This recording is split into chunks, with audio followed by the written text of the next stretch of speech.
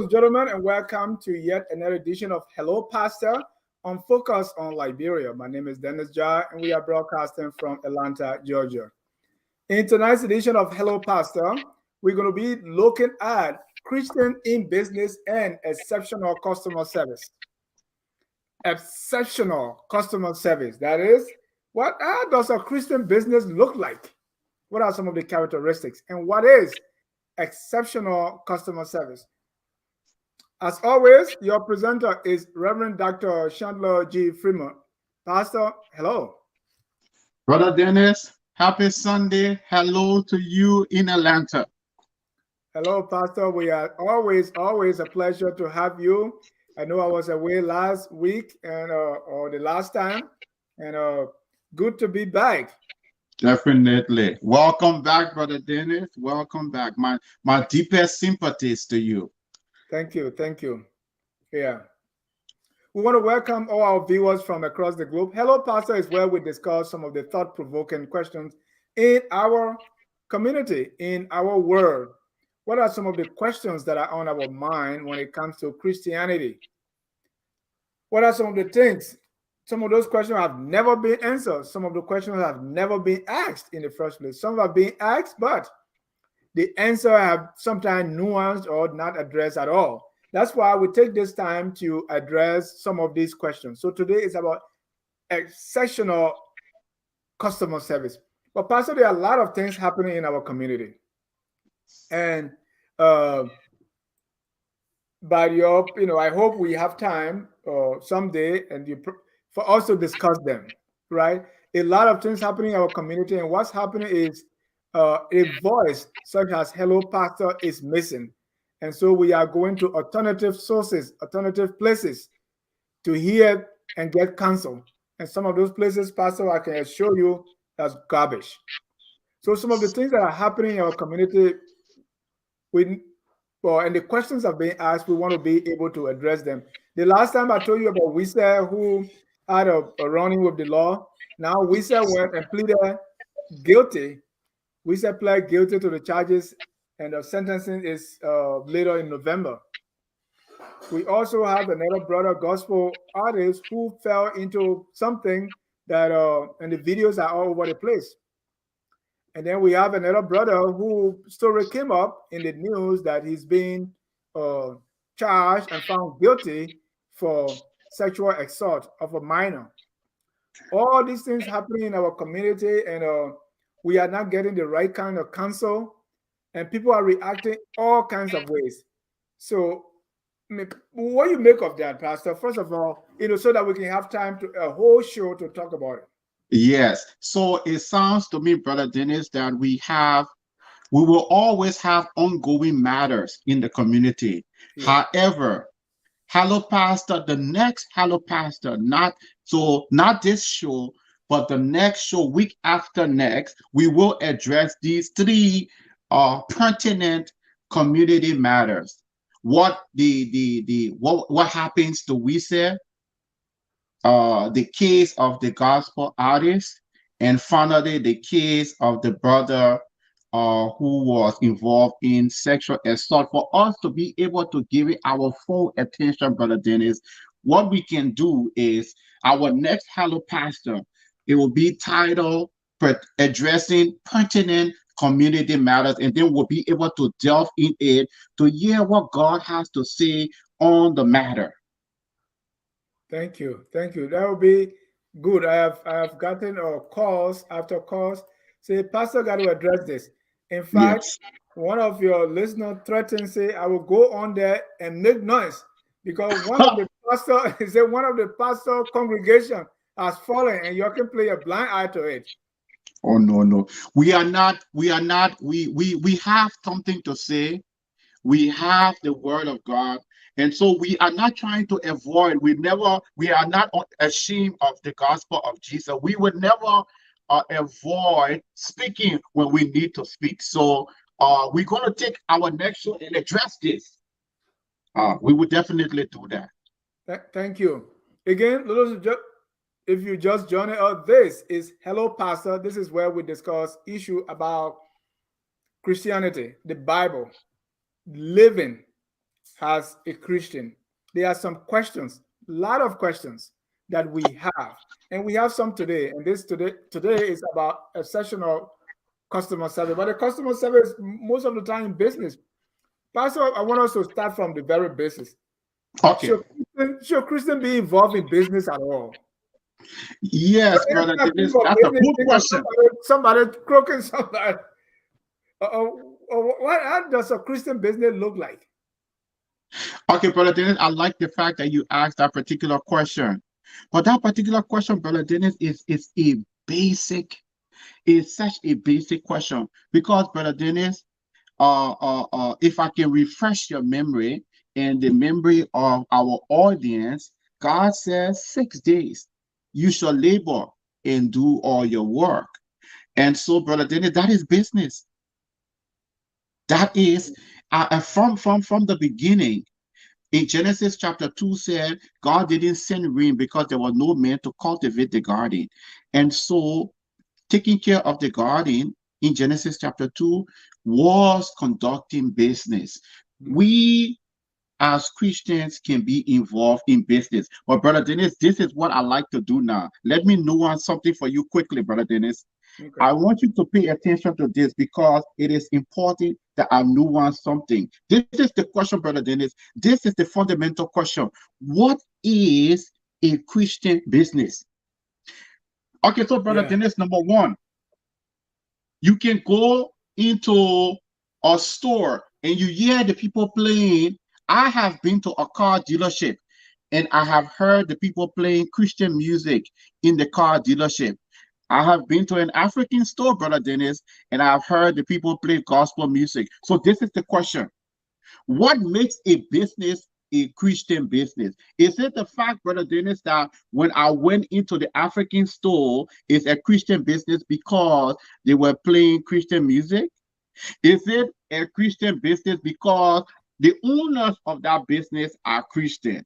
Is it Yeah. a Christian business because, brother Dennis, before I entered the store, I saw Bible verses on the wall?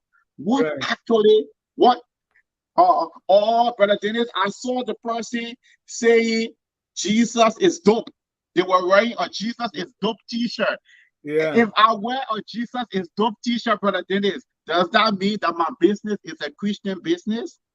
So the question, brother Dennis, we are dealing with in Hello Pastor today is, if brother Dennis, I sell you a product, and in Yeah. that product, the paper that we use to wrap that product, you see Mhm. Bible verses in it.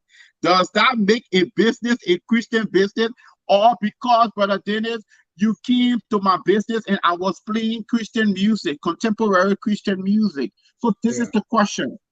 Or is it the convictions of the management that makes a business Christian? All right. Brother Dennis, what makes a business Christian is number one, you have to be honest and upstanding in every transaction. That's number one. If you are doing a transaction with me, okay, so I came into your store, brother Dennis, and you were playing gospel Christian music, but then Mhm. there was no price on tag on the tomato that you were selling me. And Mhm. then when it was time for you to run the transaction for me, your tomato is 3 times the price of Walmart and Family Dollar. So what really makes your business Christian is being honest and upstanding in every financial transaction. It's not the fact that you're playing gospel music. Right. It's not the fact that you're wearing the t-shirt, what would Jesus do t-shirt. So providing high quality customer service, being honest and upstanding in every transaction, producing high quality services and goods, how you treat people. If I come into your store, brother Dennis, but you don't speak to me with dignity, Mhm. how you treat people, how you treat your customers, how you treat the people who work for you. So, brother Dennis, let's say I came to your store and there was a Bible on the shelf. You're not Christian because you have a Bible on the shelf. You're Christian because, brother Dennis, I don't know if you remember when we were growing up, individuals used to sleep with Bibles under their pillow. I don't know if you remember this. I remember Do you that. remember that? Yeah. Okay, Brother Dennis, the Bible didn't say that word have I hid under my pillow. The text said that word have I hid in my what? In Heart. my heart. Pastor, but should there be specific lines of business that Christians should do, like liquor store? Or Brother Dennis, Brother Dennis, let me give you a quick list quickly. I love that question. I Mhm. always wanted to uh Brother Dennis, let me share something with you. Mm. So a gentleman told me, and this gentleman told me during COVID, Brother Dennis, when my business was closed, he told me, you know what? Why you not selling liquor? Why you don't why you don't own a liquor store at a time when my business was closed? Okay, so there are businesses, Brother Dennis, I'm gonna list some of them that Christians shouldn't be involved in. Number one, stripper club, Mhm. brew pub, casino, gambling house, betting house, uh cigar lounge, crack business. Christians shouldn't be selling crack cocaine. Uh, internet fraud business. Christians shouldn't be in internet fraud. Or having a hotel for sex workers. So let's say you create a hotel in Africa and you say, oh, the girls there in Africa, they're so beautiful. So it's a hotel. And you know the girls then coming there to do sex work. We shouldn't have a hotel for sex work. Adult toy shop. Christians shouldn't be involved in that business. Illegal arms business. Brother Dennis, war shouldn't be our business. Right. You see how it affected Liberia in the Right. sub-region. War, so illegal arms business. War shouldn't be our business. Pornography business. We shouldn't invest in pornography business. Uh, human trafficking. Telling Right. girls in Liberia that if they go to a certain country, they're gonna be their life will get better. Marketing agency, but we actually Mhm. getting them involved in sales, Right. human trafficking. So we shouldn't be in that business. Cannabis business. Christians shouldn't be selling cannabis. Even if for health reason. Uh Let's now let's say that's let's the say let's say interesting thing, let's brother. say let's say you Brother in Dennis, this Denver. is so brother Dennis, this is the interesting thing, right? Uh it's not really what you really have here is really not for health because there are health alternatives. Hmm. If something, brother Dennis, is having an impact on the brain, if something going to take away, I did a paper, I actually did a write-up on how cannabis can even affect the brain. It can actually lead to mental illness over a period of time, the use of it. Using it over a period. But brother Dennis, the thing also take away your motivation. Hmm. So if a person is supposed to be driven using weed over a period of time, brother Dennis, there are even countries in the world where because a lot of the population use weed, it has stopped the people in that country from really being hardworking people. Because of it takes away motivation. It takes Okay. away the drive and everything. So I just gave you a So, list, brother Dennis, of right. some And so, businesses. so I get the point. But what's about should Christian business make profit or how much profit, right? What should be the profit margin? Let's say I'm selling something, right? Mhm, And they give me a range from the government that hey, if this what you're selling, you have from $10 or this percent, this gap for you to for you to sell it, right? Even though you're buying mhm, the gas $10, but you mhm. can sell it up to $20. How should Christian make profit in business? Well, brother Dennis, the whole idea of business is to profit. Yeah, Brother but Dennis, remember now. not to make profit at the disadvantage of poor people. Okay, brother Dennis, I don't know if you remember the Matthew chapter 25 passage. They said that the master, he gave talents to Right, 3 servants, right? right. Listen to the text with me. So the first person, brother Dennis, but notice what the text said, each according to his business, his ability. Yeah. One person the master gave 5, one person the master gave 2, one person the master gave 1. But Yeah. the first 2 individuals, Brother Dennis, the text said they went and traded. To trade, Right. Brother Dennis, is to be involved in business, right? And so the brother, Brother Dennis, who had 5, he doubled it. He did make a profit. Right. He doubled. That's And, profit making. and that's my question, right? Uh-huh. The guy with 5 double it, the one with 10 double it. But what if they tripled it? Will it be wrong? No, Brother Dennis, the only thing we're talking about is not exploitation. Hmm. You know what I mean? And where do we draw the line as to how much base profit you can make as a Christian? Do You we have to know? determine that personally, Okay. because only the individual understand the numbers. Only the individual understand when they exploiting. So the individual, that's a prayerful matter. Yeah. Business, the purpose of business, Brother Dennis, is to make profit.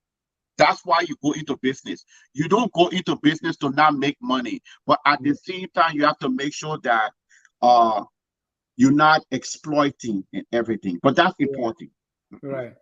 Yes. Yeah, it's very important how much profit can you make because especially capitalist society demand supply, right? So Yes. the more demand you can jack up your price. Yes. What should Christian be aware of when they're doing that? Yeah, but Brother Dennis, remember we had the issue here during COVID, where when we had run out of certain sanitation products. Even during COVID, Right. remember the time we ran out of certain Hand things? sanitizer, Yeah, alcohol, yeah. But tissue. Brother Dennis, even that black soap, I don't know if you remember the black soap from Liberia. Even the black soap from Liberia, people carry the price of the black soap. I mean, I couldn't even believe when I was hearing the prices of the black soap during COVID, because people thought that when they use the black soap, it will Mhm. help them. And so people were jacking up. In fact, some people bought things, kept it, and created a problem on the market and everything. So, yes. So, there are healthy ways. There are healthy ways to make profit, and there are ways that are unhealthy in making profit. We are in business to make profit, so we have to make sure, am I exploiting? We have to just make sure that we are aware of that. Mhm. Right. And let's talk about interest. Interest, how much because like in Islamic banking, right? They don't do interest, right? So what's about interest rate? No, Interest rate. no, Then The Bible, Brother Dennis, the Bible doesn't forbid us from making interest. But this is what the Bible says, though, Brother Dennis. The Bible gives us a strong warning. The warning that the borrower, notice what the text said, the borrower is a slave to the lender. So the Bible tells us the Bible tells us two relationships between two people.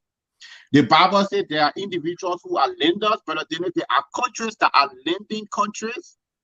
There are countries that are borrowing countries.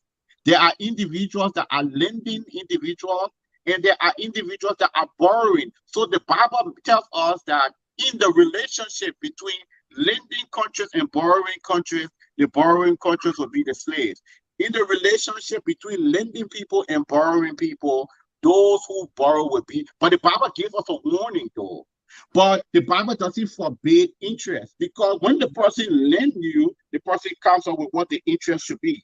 But you can, for example, Brother Dennis, when you go get involved in, like, I encourage tell people, man, look at the payday loan, Brother Dennis. yeah. That's the reason that is, you see how high that is, how high rent a center, how high so you pay an extreme rate because the individual has no other one, no other alternative and everything. So these are, and that's some of the reason it makes an individual cannot even give to God, because of high interest rate. It's so Right. fascinating that we That's find these businesses in certain communities, but they're not in certain communities, right? yeah. And that's exploitation, right? That That high is, interest rate. it is definitely. Right. But Brother Dennis, it's fascinating that some countries in the world are lending countries. They always lending money, but some countries in the world, Brother Dennis, they always borrowing money. So in this relationship between lending and borrowing, Brother Dennis, we want to put ourselves in the position where we are not the borrowing people, but we are in a relationship. We don't want to be the borrowers in the relationship. We want to move to the other side of the relationship where we are the lenders in the relationship. Yes. So you are a Christian, have a business. Should you send people to collection credit bureau because the Bible says forgive, right? Or should you forgive your debtors so that God should you forgive their debts so that God too will forgive your debt? No, Or Brother you Dennis, send well, people to the case that you are identifying, there are cases where within the person has to follow, the business have to follow the state laws. okay. And the individual has to make sure that yes, the individual might want to forgive, but then there are laws in the state that when people do certain things, that individual, so that individual cannot say that, okay, because I want to forgive individuals, I'm not doing what the state requires of me as a business person. Mm. So they You can have to write be off. aware You of can that. write off the debt. Uh, I said you can write off the debt. but it has to be a decision that that business person wants to make. They have to do it. If they have, it's And, their choice. and what should be the driver of that decision? The driver of the decision is where the individual realize that they want to give an individual a break. Okay. Where the business person comes to the point that that individual, let me give this individual a clean slate, that the individual so that the individual can get a second chance and Right. everything. However, the problem with giving individuals break is that did the individual learn from the experience, Brother Dennis? Or if And will that break the down my own business? eh? I say, oh, and will that break down my own business if I Exactly. Exactly. So there are two things that the business person has to take into consideration. That okay, if I continue collecting, I will get, if I don't get all the money, I will get some more money. But did that individual learn from the experience, or after they have no debt again, will they just get back into debt? Brother Dennis, I'm just fascinated. I may not know the numbers because I'm not so current, but I did hear that there was a certain time, I think Liberia went through a process of trying to get rid of debt, right? yeah, our debt wave completely clean slate, 100% Okay, so salute. Brother Dennis, okay, if we have learned from the experience, I'm sure we are in debt today, right? More than before. Okay, so Brother Dennis, why did we just in just a short time we have no debt and now we are indebted? So, Brother Dennis, during that particular experience, did we actually learn to take, fiscal responsibility, to know how to not get into debt and how to save in everything? That the budget, we have to know how to balance it, that be a producing country. So, Brother Jenny, sometimes the elimination of the debt and the cancellation of the debt, it doesn't mean that the individual learn from the process. Because, Brother Jenny, let me just say, let me give you an example of something, right? You remember the prodigal son where he wasted all his father's money? Yeah. When he came home, his brother didn't lose no money because the brother was home, right, Brother Jenny? You see two brothers? Yeah. One stayed home, he didn't lose nothing. One went away, he lost everything. But Brother Dennis, now that he is home, did he actually learn? Will he do it differently? That is what is so important in the borrowing lending situation. Yes. My last question on that before we move on is the early church. If we look at the early church, I think they were engaging in business, right? They So did. people will go and sell their land, bring it, and put it at the apostles' feet, right? Mm-hmm. What happened to that? Oh, Brother Dennis, the thing you have a case here in the early church. I think you're talking about Acts chapter 5 passage. Right. Where, They were where selling their possession and sharing it. yeah, Brother Dennis, the early church was a sharing church. But you have Barnabas who was a landowner. So he makes a decision that he was going to sell some of his assets and he was going to give the money so that individuals who had need, because that particular passage said that all the people who had need, they had all things in common. But Brother Dennis, it's still happening today. Individuals are still giving to the work of the Lord. But the difference is that there was an emphasis on meeting the needs of the individuals in the church. And so, Brother Dennis, they cannot say something that's important. Yeah, sure. We need to have two focus in the church. You need to have an internal focus, and you need to have an external focus. What do I mean by an internal focus? An internal focus is, as a pastor, am I meeting the needs of the people in the church? That's internal. But then external focus is, am I meeting the needs of my community? So, Brother Dennis, we have to balance both.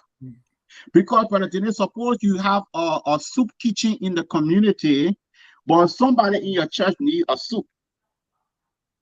You're giving outside, but you're not giving inside. So you have to balance it. Right. You have to be internally focused. But so in the early church was making sure that individuals' needs were met, and people who have properties, people who are in business, they were contributing to the early church. Brother Dennis, let me tell you the recent statistics that have come up on giving in the church. Brother Dennis, do you know that even in most churches, a lot of people don't give? It's just a little percent. Brother Dennis, there's just even a little percent of people that pay tithes. So, but it is from the giving in the church that the church is able to meet internal needs and external needs. But there are just few people that really give to the work of God. There are just few people that are cheerful. Brother Dennis, you see the word, the Bible says God loves a cheerful. But Brother Dennis, some people are when they give into the church, they can be complaining. Yeah.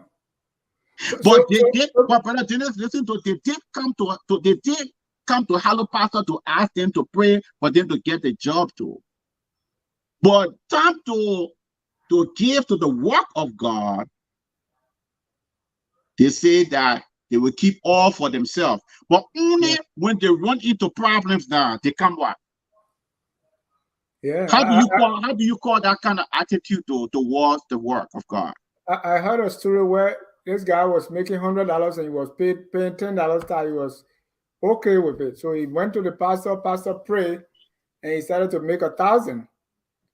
And the $100 was $100 tie, right? The 10th. Mm-hmm. So he went on, pray again, and then so the more he made, he became reluctant because the percentage was getting too much now. So he went back to the pastor. The pastor prayed for him to come back from $2,000 to back to $10 to $100 so he can pay.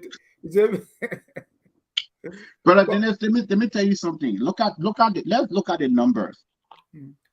You give 10% towards God's work. You live from the 90%.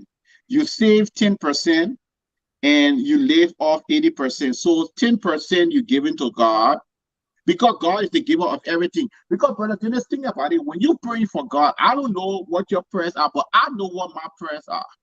With the things that I can be asking God for, Brother Dennis, is a lot. So giving God 10% is nothing. Because what I want from God, Brother Dennis, is too much. So you take 10%, you give it to God's work. You save 10%, and then you manage the other 80%. This is how management should look like. But Brother Dennis, you cannot be mean to the same God, but you want everything from her. You cannot say, I'm not going to show gratitude, but you want everything. You know what I'm saying? And Brother Dennis, this is the thing though. I want to say something to you, Brother Dennis, that I found very, very interesting. And you growing up in Liberia, I'm sure, Brother Dennis, have you seen a church in Liberia supporting a church here, Brother Dennis, since your whole life? Have you seen a church in Liberia send money here to Texas or to Atlanta to build another church in Atlanta? Have you seen it before? I've not even seen a church send money to Guinea before I talk about. Okay, Brother Dennis. So this is something I want you to think about. Why is it that the churches in America, our whole life, can send money to Liberia? But why is it that Liberia church cannot send money to any other country? Why is that the case? Because we haven't taught our people to give, to build their own work. But the thing is, why should Texas church build a church in Liberia? So our whole life we've been seeing this particular paradigm, right? Where others are always building for us, because, Brother Dennis, we don't even invest in our own. We don't give to our own work. So giving is so important, because who's going to give to us, Brother Dennis? Yeah. Right? Right. Yes. So we have the last show we did on focus. We asked individuals to give, because focus is doing a good work. Why should people give to focus? Because focus is doing an extremely good work. Now, guess what, Brother Dennis? We have seen that the race is not to the swift. Yeah. So, Brother Dennis, it is important for you to understand, as the management of football, that we need to build this business steadily. We are not in a race. Steadily, but individuals will have to support focus because of the variety of programs that focus produce. We have to give to our own work. We have to learn to support our own work. But this is a mindset, Brother Dennis. This particular growth mindset is a mindset that we have to learn as Liberians. People cannot always be supporting us, and we cannot always be a scattering people. We have to support our own work. Okay, let me get back to customer service. Yeah, before we get to customer service now, people are asking questions. Let's address a few of them. Sure. I know our brother Ananias and his wife, the issue, they lie about it, but it was not because they have to bring their money, right? But they lie about that. Yeah, so Brother Dennis, listen now. The issue with Ananias and Sophia is not an issue that they sold the land, Brother Dennis, and they got the money.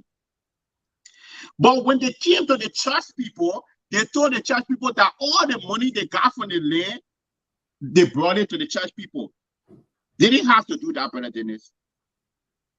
Whatever percentage Brother Dennis, giving to God is a percentage thing, but it's a hard thing.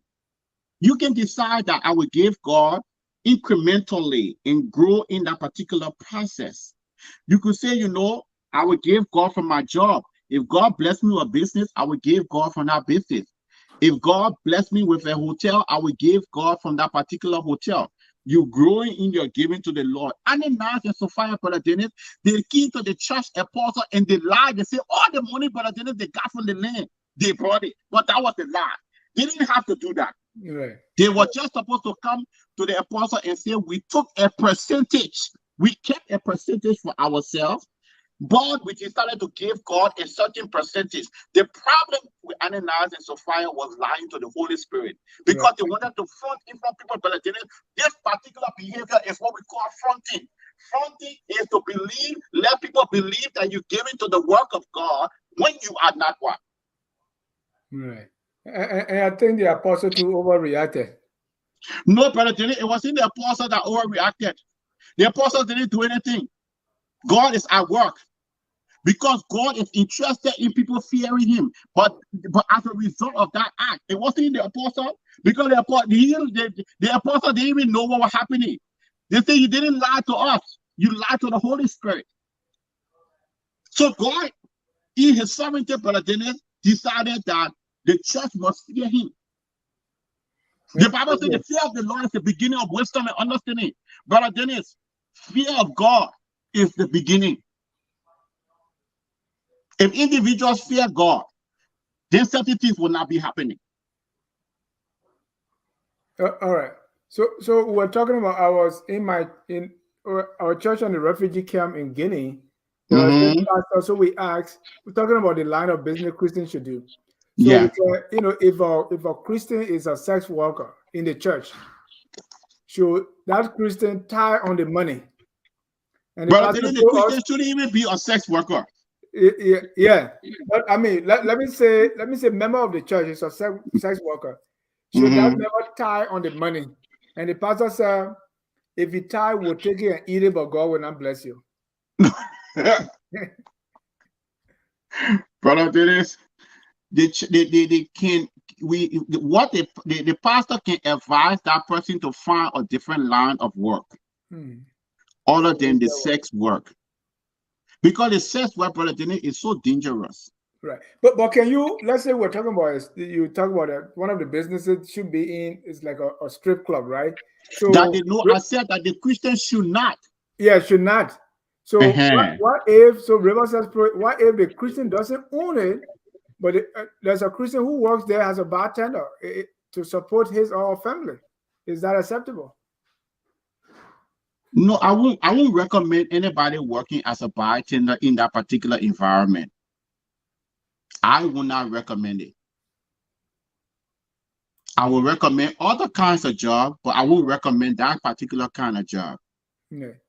So before you build a lot sitting at the city gate and you think you will not get defiled. No, I don't, because it is easy for us to think that we can handle it until we Yeah, realize later on, Brother Dennis, yeah, that's that true. we yeah. So I won't Evelyn said, recommend should it, a Brother Dennis. pastor I do won't business? recommend it. Evelyn said, and I brought this question up because Pastor Freeman, you are doing business. Says, should a pastor do business or rely solely on tithes and offerings? The pastor should do business. Let me tell you why the pastor should do business. And let me give this particular Evelyn. Paul was a tin maker. Paul, listen, Evelyn, Paul, Priscilla, Aquila, they were all making tins and selling it. That is the reason why Paul could support himself. That if the church, Brother Dennis, the people, the church has responsibility. The church has to pay their bills every month. And if people don't pay their tithes, you still have to pay that bill. The church has to pay a light bill. If the people don't come to church, if they decide to go on vacation, the church light bill is still due. So the church, the pastor has to support his family. So the pastor ought to be involved in business, because sometimes giving fluctuate. So on major holidays in America, people don't even give to the church.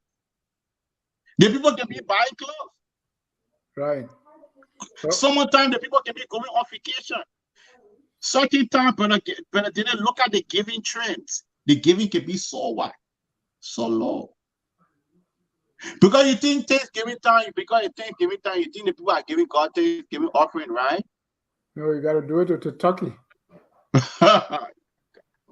So, Brother Dennis, the pastor has to be involved in business.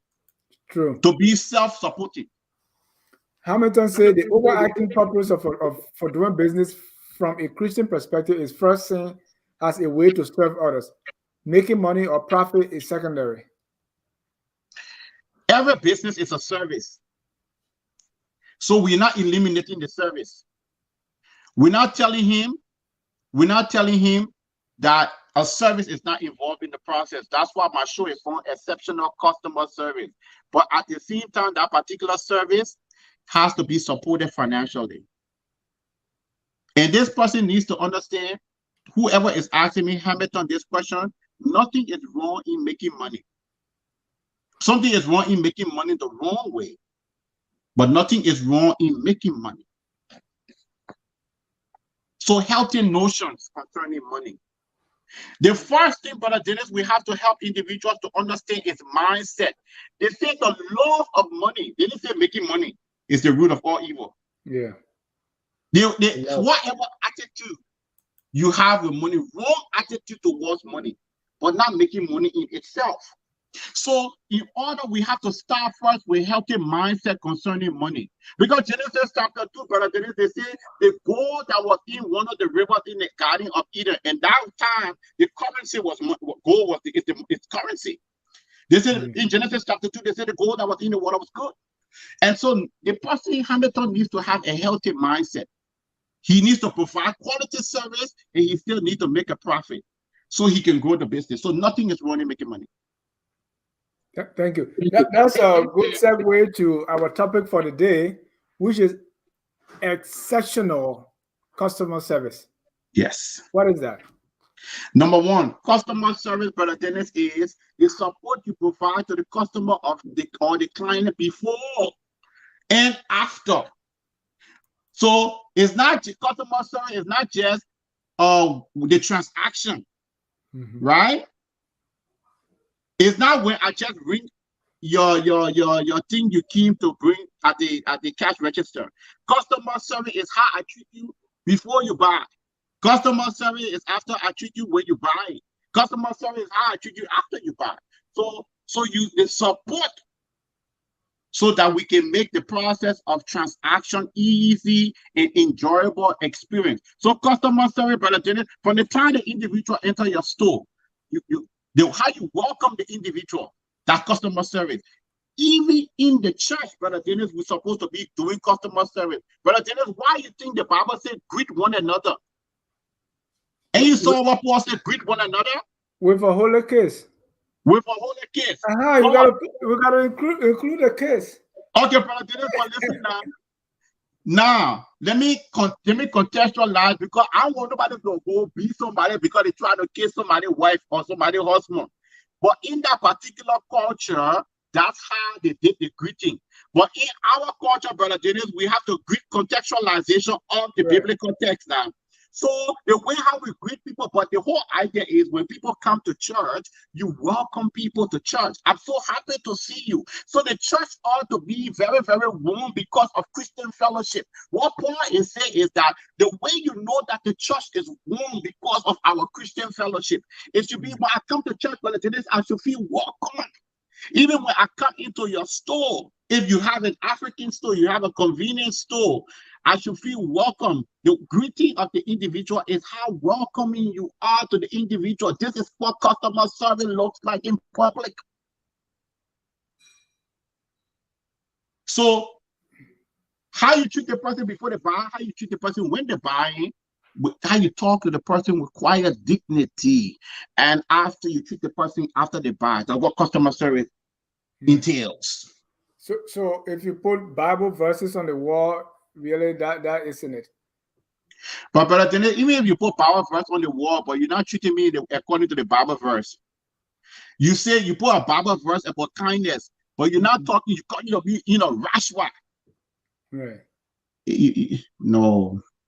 You can't want, because I know a pastor who was also, he had the right hand to whip his kids when they go wrong on the wall. And he had a Bible verse on it, I need thee every hour. So sometimes the Bible verses can be misleading. That's a good one. I like that one. So you better need on the ratchet area. The children were high-headed, so so I'm not saying that he shouldn't have disciplined his children, but he has to. Another thing, Brother Dennis, is that sometimes growing up, our parenting can be so hardcore, but you got to start to talk to those children. And every child is different. You got to build a relationship with the children. But Brother Dennis, it wasn't a bad thing for the ratting. The ratting can help you to be straight. So that was the culture we grew up in. The ratting didn't do us harm because the ratting helped us to say, I'm not going to do it again because I don't want to ratting. Because they say foolishness is bound in the heart of a child, but the rod of discipline, right? That's Proverbs. Or I'm not against parents, beating their children where they hurting their children. I want us to talk about that on a separate show. Sure. The discipline. We'll do that. Sure. So, customer service. We're talking customer about service. Why is it important? The importance? Yeah. Because it helps you to grow the business and retain customers. So, Brother Dennis, the service we provide for people on focus will cause them to be coming every other one. The topics we select, how we answer our people listeners' questions. That's all customer service. Yeah, I was talking to one of my pastors because Okay, so we really in the church, how do we display, exemplify, or show this form of exceptional customer service? How we do it Brother in church? Dennis, Brother Dennis, Yeah. there are two, the Bible talk about two kind of nets in Luke chapter 5. And it gives us different example of the net. It said Jesus told the disciples to throw the net, and then they caught the fish, right? Right. So there's a net that bring people into the church. Then they say that the disciples were mending the nets. They're not throwing net, they say they are mending it. The reason why we mend the net is so, Brother Dennis, the net cannot break and so people cannot leave. We don't want people coming through the front door and leaving through the back door. So customer service is when people join the church, we get to know them, we put them in small groups. We don't have cliques in the church. Everybody feels welcome. Everybody gets to grow in the things of the Lord. That's how exceptional customer service can be done in the church.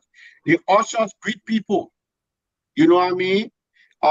If you don't get mad if somebody baby crying, you know, Brother Dennis, why you got your child just crying here for in the church? You stop the child from crying? So we have to be even kind if somebody's child was crying in church. That's all part of customer service. The deacon shouldn't get mad with the woman because her child was crying. So the way how you handle that situation, should children be running up and down in the church? No.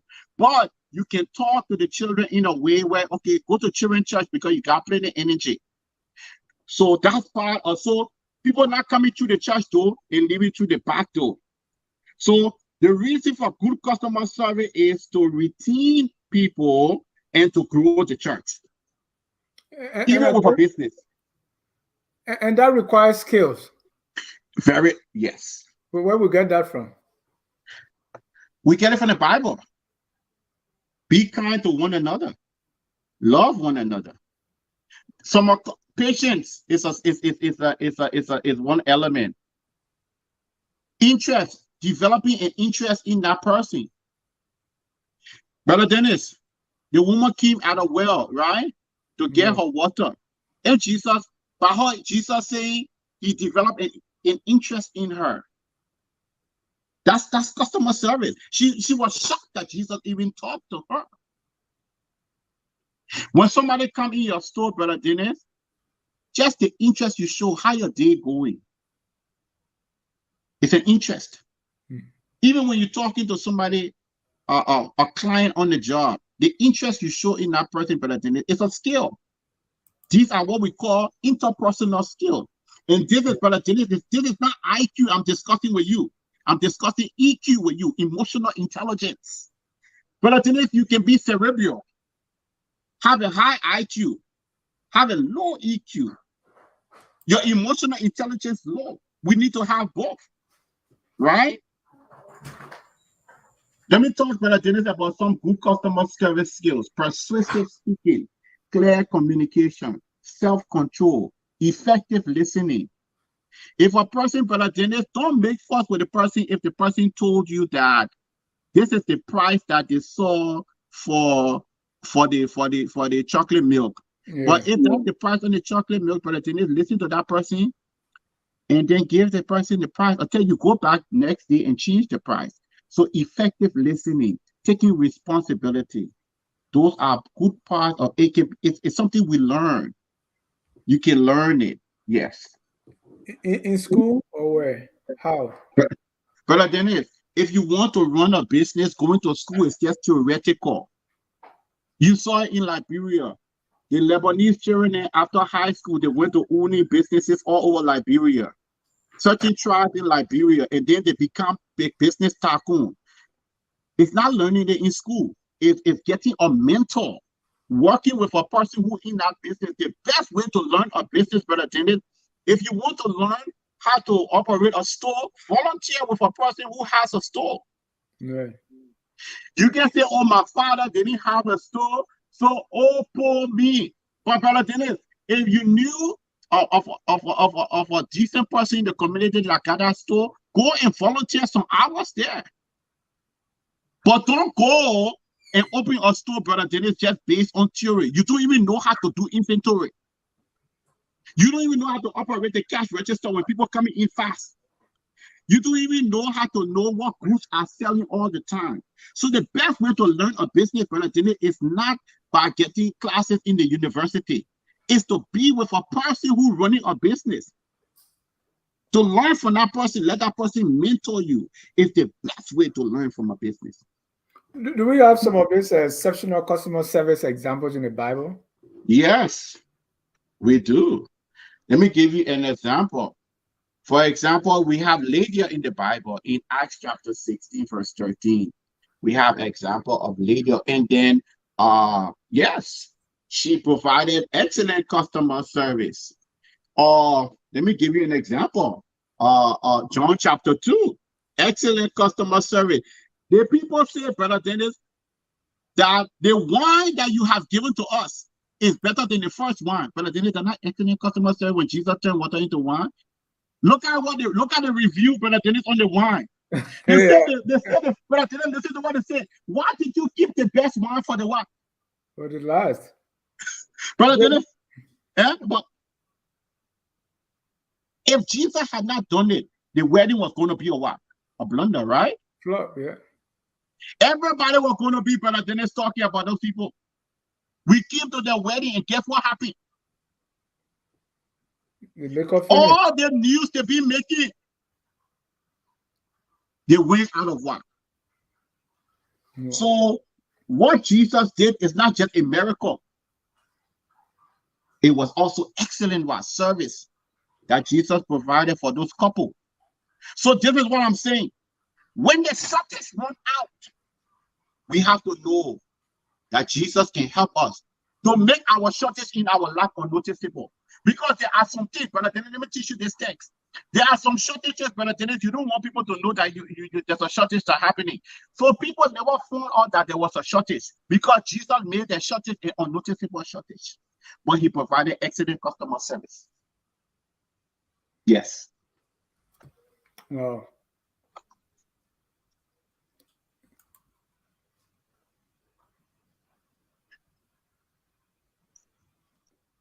We got more questions. They are still going back to Evelyn says, should Christian give hugs or do handshake as a matter of customer service? Okay, so you can greet somebody without hugging them, but you still did a greeting. Oh, it's so good to see you. It's still a greeting. But I'm not saying go hug somebody with a husband now, so the people can come and beat you in your store. Don't be the store owner who always hugging the people, wife and husband, so the reputation can go out there. But you can still greet that man and still greet that woman and make that person, brother, Dennis, you can make somebody welcome with your kind words and your soft words. Mm-hmm. I can make you welcome by the way I talk to you. So store owners and vendors and professionals can make somebody welcome. They don't all have to do handshake. During COVID, Brother Dennis, we're not doing handshake, but it didn't mean I was still saying hello to you. So hello, Pastor, is also a way of greeting. Yeah. Yes. Octavio June says, should I give 10% to the church from my successful lottery win? If you hit the jackpot. I don't like people who get their money from gambling. Because the gambling, today he may win, tomorrow he will. That's not a wise way to spend money that God has given to you. I don't encourage people to go win lottery, spend their time. There are better ways to invest money. So I don't recommend that, Brother Dennis. Right, I don't recommend lottery. I said they win it already. They win 20 million. The church will be happy with a 10% of that. Well, but they must just disclose to that person so that person know how they won the money. Whoever they're giving it to needs to know how they got the money, and then let that person make the decision. Because most of the time, Brother Dennis, we don't ask people when they give it to the church where they got their money from, right? Yeah. So I'm sure the money. I'm sure over a time, some of the money that have come into the church have been all kind of money. Yeah. Yes. Yeah. Because we really do ask, how did you get the money? one pastor he preached on that. He called it strange fire. I think there was a So the money that the fire. yeah. Should Riverside Pro should Christian give bad reviews to businesses that don't give excellent customer service, or we should just let it slide? No, no, no, no, no. I think that you should give a review.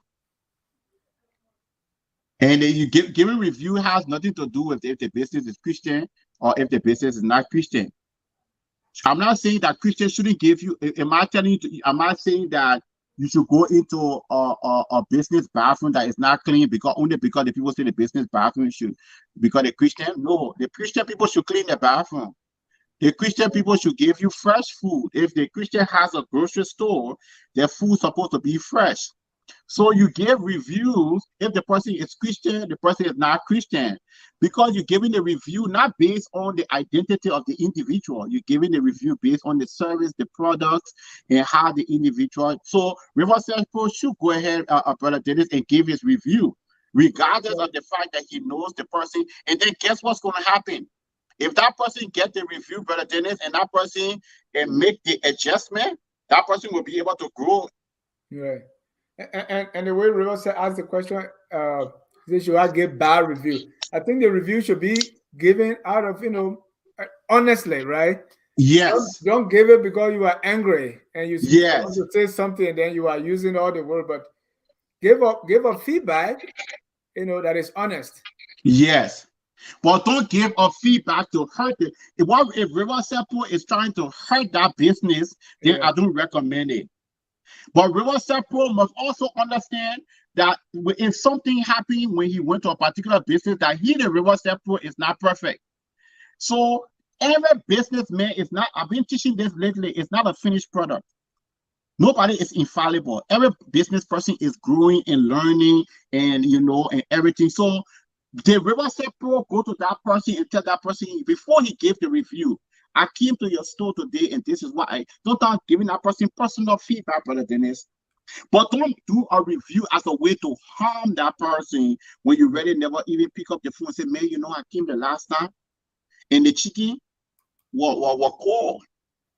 He said that, it wasn't, the warmer wasn't working, So I would say if Riverside Pro knows that it's a Christian business, then he should call the people on the phone, say, look, I came to your store and I was trying to get fresh chicken, but I noticed the chicken had been on the warmer. It's 3 o'clock in the afternoon and the chicken was put on the warmer 7 o'clock in the morning. Right. Yes. But yeah, some people go to the restaurant and they put hair in their pocket. After they finish eating and then they drop their hair and say, oh, come and look at this. But Brother Dennis, that won't be being dishonest. God not going to bless them for that, man. And you can't harm a person business. You can't eat a person food and you do that in the end. And then not only that, you put hair in the plate, then later on you wrote a bad review. That's that individual themselves being dishonest. That's not right. We should stop doing that. Otavia Jones said, Reverend Freeman, thank you for the insightful exposition. Question: what Bible verse say that Christians are not to engage in certain businesses in the world? We don't have a specific Bible verse.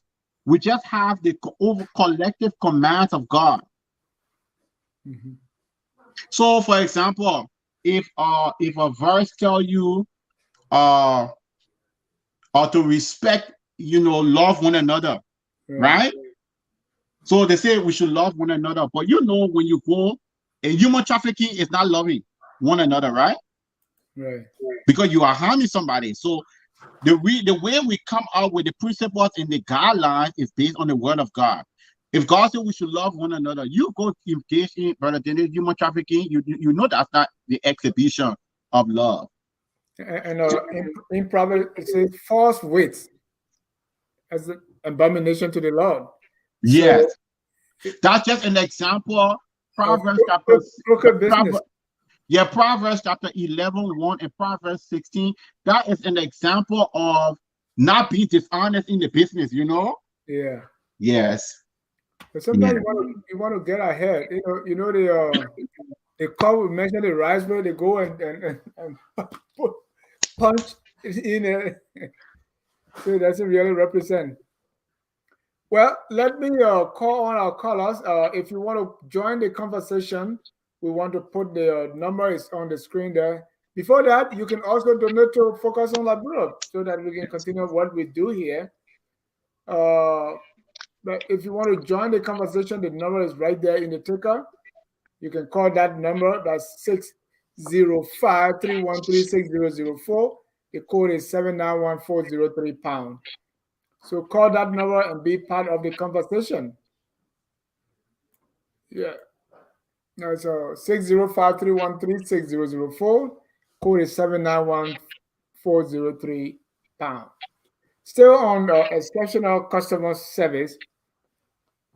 Are there examples of bad customer service in the Bible that resulted into the loss of business or customers?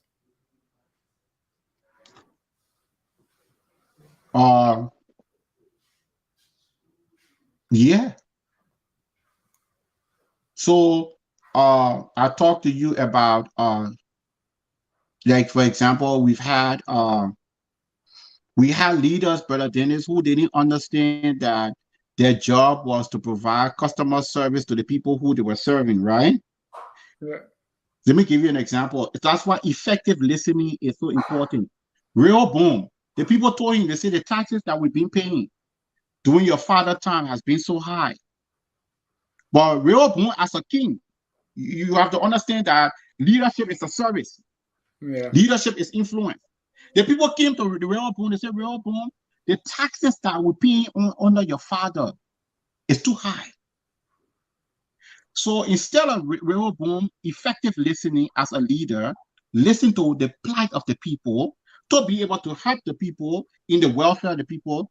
Brother Dennis, he said he wasn't going to and reduce the taxes. He was going to even make it more difficult. Yeah. So that's how Israel divided. That's how you had the separation. That's why you had Judah and how you 10 of the tribe broke away from Rehoboam Rehoboam that particular day. Customer service, Brother Dennis, is your ability to listen to people. Any business you're doing, effective listening. Some people, Brother Dennis, let me tell you something.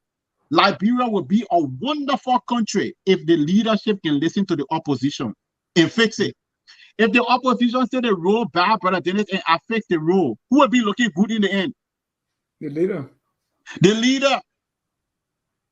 Because the leader then got people around them who are cursing the people who are giving the leadership honest feedback. It's not everybody that is opposition. Some people just love the nation. We want good rule, Brother Dennis. We don't want to make accident. So if the leaders have to do, especially in light of the voting that is coming, we want leaders that can listen. And we don't want people around the leader to be fighting us. That's why, Brother Dennis, as a pastor, I don't have any armor bearer. My armor is spiritual armor. Put on the whole armor of God. And I got nobody, Brother Dennis, walking with me that holding my Bible. I hold my own Bible. Because the leader has to listen. If we were correcting all the feedback that the leadership get, the country would be a better country. I agree. Yes. Yes, really. Well, we don't have any color. We're going to wrap this up. Let me see if we still have more comments here. Okay. Riverside Pro said, "Great job, Pastor." Oh, Riverside Pro, thank you so much for watching.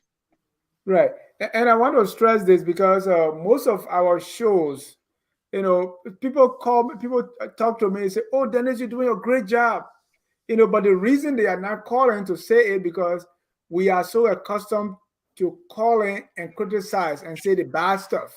Yes. Comment and say the bad stuff. We are not accustomed to comment and say, "Oh, thank you, I like it." Yes. So comments like this too, welcome. You can call and say, "Today I got saved." Yes. From the preaching, that's also good. Yeah, we need positive comment. Don't just call me only if you want to complain. Just call me and say, "Pastor, Thank you for the show. Thank you for providing meaningful content into the public domain. Brother Yeah. Dennis, thank you for the work you're doing, the collaboration. Just the fact, Brother Dennis, that you myself having a show where you myself are making fuss. It's a Yeah. blessing in our community. Oh. Right. It's a blessing.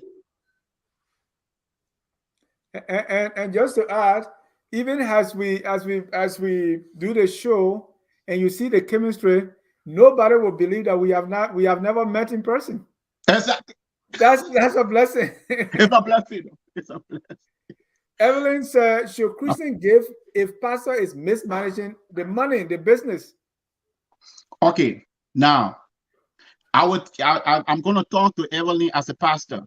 Number one, Evelyn is not part of the financial committee of the church to know if the church is mismanaging. Evelyn cannot come to this particular conclusion that mismanaging is going on if she doesn't have all the facts. And Evelyn cannot come to a conclusion concerning mismanagement in the church if the church giving out report. You have to be ready to know for true, to be able to first say that mismanagement is happening. So we really have to have the facts. Yeah. And then secondly, my giving, Brother Dennis, I don't give because of the imperfection of the management. I give because of my giving to, there will be no infallible system. My giving, I give to the Lord because I want his blessing in my life. What does that mean, giving to the Lord? What that means, Brother Dennis, is that my giving is to God. So when I give my percentage to the church, okay, or whatever charity I decide to give it to, even though that charity is getting my money, but my money was given to God's work because I believe in the cause. And so when you talk sometime with the administrator of this organization, they will give you the breakdown. They will say certain amount is spent here, certain amount is spent on missions and everything. The church will say certain amount is spent on utilities, certain amount is spent on keeping the church doors open. But before we come to saying that mismanagement is going on, we have to make sure it cannot be based on gossip. And you have to understand how that church is really doing the financial. If you're really not aware, don't come to that conclusion. But is it good to support the work? Yes, it's good to give. Give to a good work. That's why I would suggest Evelyn. Right, but it's also important that, like for instance, when you are giving, are you saying, okay, let me just give and turn my back, or no? That's not what I'm saying. That's not what I'm saying. I'm saying that the church is. Listen, gentlemen, that's okay. The accountability where the church telling you where they're spending the money. Yeah. But find out first now. But don't just see somebody, if the pastor, you see the pastor with a new car and you think he used the church money when that man is working all night, right? The pastor working all night. Right. His wife working all night. Don't say that your money now. The people working. You can't come to that quick conclusion and say, oh, pastor got a new car because pastor got a new car and pastor in new suit. That it was your money, right? Because if you went by that, then you think I'm stealing every day. Exactly. What about the pastor, Brother Dennis, got a nice job? Yeah. You see, I was in a church where the pastor couldn't give report, so I asked, but pastor, we have now given our monthly report. He said the people are not paying tithe. Then he started calling individual members in the church. I mean, I'm gonna give a report. Okay, no, Brother Dennis, no. So that in that particular case, he was supposed to give a report so you can know what's going on, especially for the fact that but Brother Dennis, another thing is that you do have troublemakers in the church. Some people don't pay tithe at all, but they're still asking for a report. But why don't we start with number one report where you start to give first? So this is what I'm saying. As a pastor, I'm a balanced person, Brother Dennis, in this conversation. Yes, the church should give you a report to let you know what's going on. But at the same time, Brother Dennis, if you didn't pay offering whole year, you should know what going on in the church finances because you haven't give, right? But you those people who can be asking for how the church is running the money, they don't even want. They don't pay. Pastor, we have one caller here. Okay. Caller, your name and where you calling from? Mr. Benpo, AB. How Oh, you doing? Mr. Abraham Vinton. Go ahead, Riverside Pro. Yeah, so yeah, thank you very much for the show. I really like how pastors demonstrated a lot of this illustration using Bible verses. I mean biblical references. So I have two questions. My first one has to do with God. I think maybe with your knowledge is with economic too. How do you guys? Because the Bible says that 10% of your income. Okay, so but it doesn't specify what kind of job. So what if a man? First of all, do we consider gambling like somebody who play lottery, maybe 20? Maybe the man doesn't have a job, or he plays, and that's like his income. That's how he makes money. I mean, he doesn't win every day, but maybe in a month, maybe he wins. But then he gets 10% of that lottery money because the Bible says income. You don't say where it comes from. Right. But he give it to the church. Yeah. Is it acceptable? That's my first question. My second one. Riverside Pro, you said the Bible says income? Yeah. Is it 10% of your earnings? Does it say earning or okay. 10%? No, yeah, go ahead. So back then it could be food. From what I learned in church, it could be it could be the garden you made or tennis. It could be the corn you plant. 10%. It doesn't necessarily have to be money. So yeah, 10% of your earnings. So okay, now I mean, is it acceptable if a man live on lottery and that's his earning? Right. He got no job, but he try to say 10%. And then my second point, I asked that question about the review, Dennis, because it happened here right in my community. This one Ghana woman, she a very nice woman. She got an African stone. But the African American girl went in there, and the lady was already talking to us, the African. So this American girl felt that she was being ignored, so she gave that lady a bad rating. And that lady, I'm telling you, she's one of the nice African stores. We got only two in my place. And that lady cried. She has never gotten a rating before. She goes to tell a nice woman. But only because of this lady thought that the woman ignored, she was only talking to her African people. Like Pastor said, I don't know if she did it to hurt the business. So Pastor, what do you think? How did that lady approach the issue? Because she was crying. She said she was going to go talk to people. So, what do you think? I mean, how can that lady, as a Christian business owner, how can she? I mean, what would be a word of advice or word of counseling to her? That's my question. Thank you. Thank you. So it's important, Brother Dennis. You can hear me right. It's important for people to understand, even Riverside Pro, it's important for people to understand that when somebody write a review about your business, it doesn't mean it is final. When somebody write a review, you can write under the review what really happened. Yeah. So it's important for us to not think that when somebody write a review, that it is final because somebody write a bad review. You have something to say about that particular review. Like in this case, if she was attending, in that case, she was talking to people, she wasn't ignoring the girl. So she can explain under there. If the girl felt that as African American, that the woman favored the Africans over the African Americans, then the lady can write right there that I don't favor. It's just that I was attending to them before you got in the store. So the lady can go under that particular review in Google and give an explanation. She doesn't need to leave it like that. She can go in Google and explain her side. So when people who are reading, they will not just see that bad review, they will also see, and she can just say explanation from the management on this particular case. I was attending to the Africans. My store, we welcome everybody. She can make a little statement under there, Brother Dennis. That's the first thing to Riverside Pro. Question number one. Question number two has to do with the fact that, but gambling is not a job.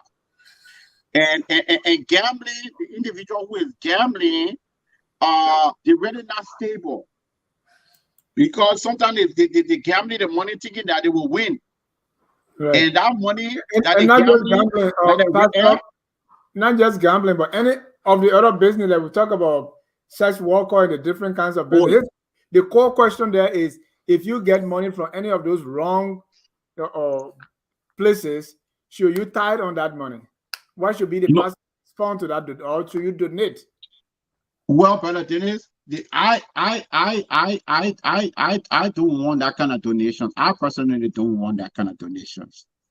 I'm here, brother Dennis, to change lives. Yeah. I'm not interested in the money. I'm interested in that person going to heaven. Right. But What's the profit? And what happened? We have a caller, but before the caller come in, let me tell this story, because there was this this very rich woman. She died and she left her cat, right? And so it was in her will that anybody, any church that accept to have a funeral for the cat when the cat dies, she has certain amount to give the church. So it went from church to church, looking for a church. So the cat died eventually. They went from one church to the other looking for a church to have a funeral for the cat. They said, no, we don't do this here. So the last church was a Baptist church. They went there, talk about it. They said, oh, no, we don't bury cats. They have no soul. So the man said, oh, the owner of the cat left this will that any church that will bury this cat, this is the amount, $2 million for the cat. He said, but why you didn't tell me the cat was Baptist? Let's bring on our second caller here. Octavius Jones Malley. Octavius, your life. Yeah, thank you, Reverend Freeman. My question to you is that you are currently speaking to the world, and so many of us tend to focus on these things and believing what is being said. For instance, when the panelists are on this forum, they give references. They give authentic references so that we make a follow-up to make sure what they're telling us on the platform are true. So now you are telling us some very important things about business. Especially you listed so many things about these businesses that Christians are supposed to be involved in. But my problem now is that there is no scriptural backing for me to accept and believe this thing. So that's my first question. And that is troubling. And secondly, you talk about money coming into the church. When you talk about customer skills, something you have introduced in the church, it has nothing to do with salvation. And the terminology customer skills belongs to the corporate world. Now you have borrowed it to factor it into your church to see how best probably you can move on with public relations and other things. That's good. But that word, it has the business connotation into it. So how do you compromise that, getting it from the corporate world? This is where I come from. Because it has nothing to do with salvation. It has nothing to do with telling me how I will go to heaven. It has something to do with keeping me in the church. Thank you. Thank you. Okay, thank you so much. Thank you so much for your questions. Let me address your questions. The first question you talked about was some Bible verses that I would recommend that you start reading the book of Proverbs, because the book of Proverbs has a lot of principles in them. Let me give you one of the references today on honesty in business. Brother Dennis had cited that, and I want you to just some references. Proverbs chapter 11 verse 1, Proverbs chapter 16 verse 121. But I want you personally to start a study in the book of Proverbs to see the principles. Now, your second question has to do with the church, that the mission of the church is just salvation. That the only topic that we teach in the church is salvation. No. Yes, salvation is an important topic, But it's important, my brother, for you to understand we just don't teach salvation. Jesus said, I have come that ye may have life and life more abundant. Abundant living is not just salvation. John chapter 10:10. So Christian living is not, it's so interesting that he creates this dichotomy of this is what the people do in the secular world. They can do good customer service in the secular world, but when it comes to the church, we shouldn't do no ushers at the door should greet people. The same way how when you go into a store, people greet people. So greeting in a business and coming to the church where people making you welcome, there's not this strict dichotomy. What am I trying to say? I'm saying that salvation is not the only topic in the church. Right. You have to teach people holistic Christian living is not just salvation. Holistic Christian living is teaching people leadership skills, teaching people business skills, teaching people how to do business. So by the fact that as a pastor, I'm talking to you about business, it doesn't mean, my dear brother, that I'm not going to talk to you about salvation. But we have different subjects that the Bible address. So today we are doing excellent, exceptional customer service. But I remember Hello Pastor had done a show on heaven and earth. That's the time we're talking to you about salvation. So I just want him to understand that if he's following us, I'm not always going to be talking about salvation. Yeah. Because I will be talking about different topics. But it doesn't mean that he can restrict Christian living to one topic. Christian living is not just one topic. Right. We can even teach people how to eat. Exactly. The Bible condemns gluttony. You can just eat all. So I don't want him to think that we will restrict this.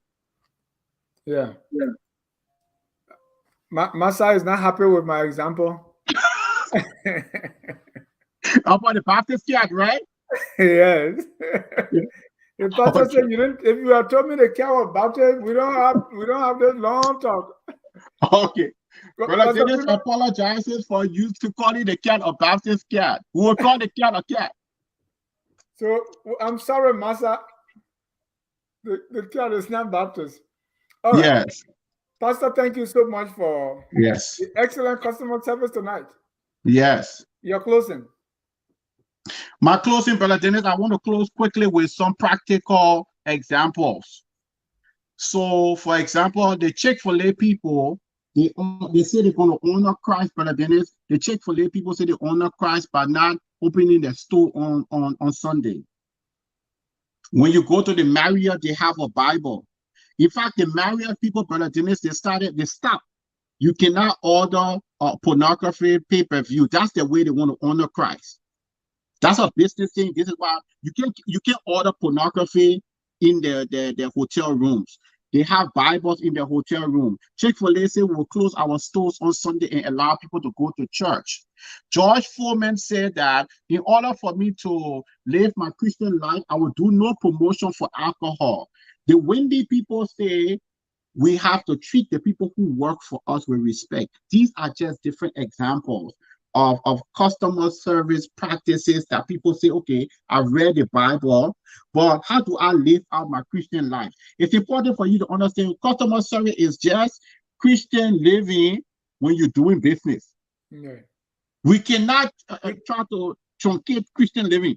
Mm-hmm. And when Jesus said, you treat people, be your brother's keeper, treat people the way you want to be treated, as customer service.